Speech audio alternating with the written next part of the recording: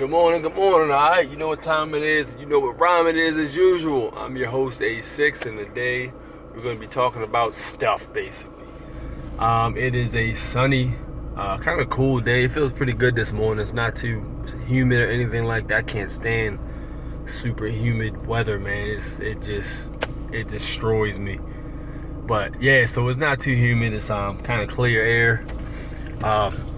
Pretty chill out here today. Not too bad. So how you guys feeling? We're all more than halfway into 2020. So we're getting through it. Slowly but surely we're getting through it. And what I wanted to talk about today was Klacik. There's a candidate that's running. I don't know. I'm not sure exactly what she's running for. I don't live in the city that she's actually running for, but I know she is running, and she's running on a Republican platform, and she's calling out all the problems that Baltimore has had. And and these problems are problems that everybody knows. I mean, this is not news. People have been talking about this for like at least the last, I want to say, 40 years or something like this. I ain't even been around for 40 years, but this is so many people talking about it. Like, it's really common knowledge. Everyone knows what everyone's talking about. And it's like, yo, well, what's the root of it? Why is there so much crime? Why is there so much violence? Why is there so much people willing to hurt others? Why is there the education so bad? Like, what is the reason for this? And you got the dickhead racists who say, well, it's the people. It's because black people ain't shit, which we all know is not fucking true.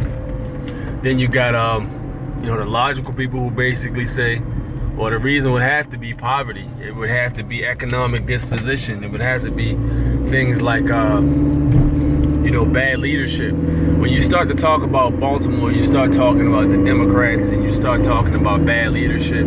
That's when you get the concoction of the same thing Baltimore's been dealing with for years. I've been telling people this for the longest time, like, when you have problems like Baltimore has, the main problem you have is going to be poverty. That's the heart of the conversation.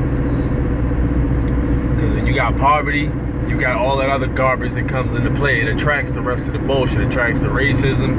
It attracts the fucking the crime amongst each other. People that live in those areas. It attracts bad leadership, because it's like, fuck it, if these people are fucked up, as long as these people are fucked up, we might as well take advantage while we still can. And I think poverty attracts all that, man. And you're not going to eliminate the issue until you get rid of the poverty, or at least reduce it severely. You look at, hey, why are people picking up guns and fighting each other, shooting each other in the street and hitting innocent people? Or with turf wars, why do turf wars occur? Turf wars occur because people usually have areas that they control where they sling their product, which is, of course, narcotics. Well, why are they slinging narcotics? Because they gotta pay the bills. Well, why don't they get a job? Probably because they either A, are none, or B, they get discriminated against upon where they live at. Very simple. I've actually heard people say, if you live on certain blocks, you're not getting a job. Like, it's not gonna happen.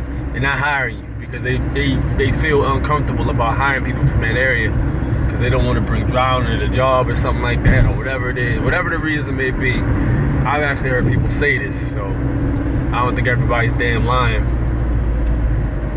So like I said, you start talking about that, man, you gotta start talking about, economic disposition, bad leadership, democratic leadership, poverty, all that stuff, man. And a cousin of mine made a point. She said, well, why do you care? You don't live in the city. I don't. But see, the thing people don't understand is what happens in the city is the meat and potatoes of what happens everywhere else around Maryland. Like, yo, the city is the heart, really, man. Cities are the hearts of the goddamn area. So if you have a policy or something like that that's happening, take for example, the mask order. You had Jack Young, who's the mayor of Baltimore. You had Jack Young basically put the mask order in place where, if you went inside a restaurant, you had to wear the mask while you walk to where you're sitting, and then when you sit down, you can take the mask off. Like, that is the stupidest fucking thing I've ever heard of. What is the point of that shit? But it's Jack Young, Jack Young doesn't do things with points to him, really. He just does stuff. So which he got there by accident, but that's neither here nor there, because he's there and he's really not, he has no clue what he's doing, really. So, yeah, when you look at those areas and what they do, particularly, other areas follow. You know, so I mean, yeah, it's important because what your city area does, other counties follow.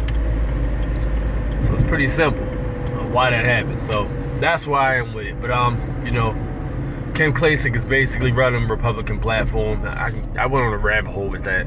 But yeah, so what she's basically doing is pointing out all these problems, and she's a black woman, which people are really digging.